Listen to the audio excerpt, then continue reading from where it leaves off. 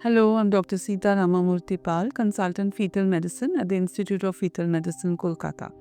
Today we're going to be talking about something called aberrant right subclavian artery, which is also in short words, it's called ARSA. You might have seen this report sometimes being mentioned in your anomaly scan. Now, aberrant right subclavian artery is basically a vessel that arises from the aorta. Normally, this is the first branch of the aorta, but sometimes if it happens to be the last branch, then it takes a different course in the chest and goes behind the trachea.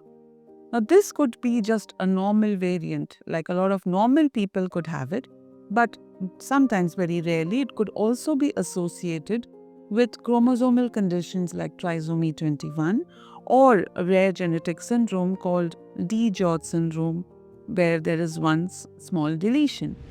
Now, usually, if you've had your first trimester screening between 12 to 14 weeks, and if that is low risk, and if your anomaly scan shows an aberrant right subclavian artery with no other associated findings, then the overall risk is very, very low for any chromosomal or genetic conditions.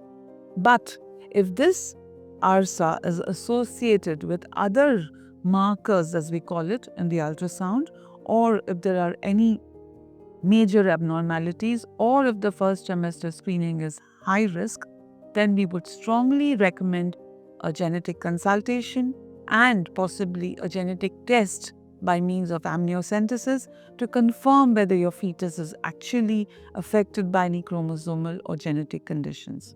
So there is nothing to panic here.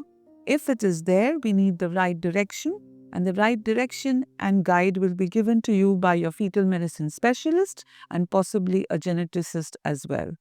So take care and thank you.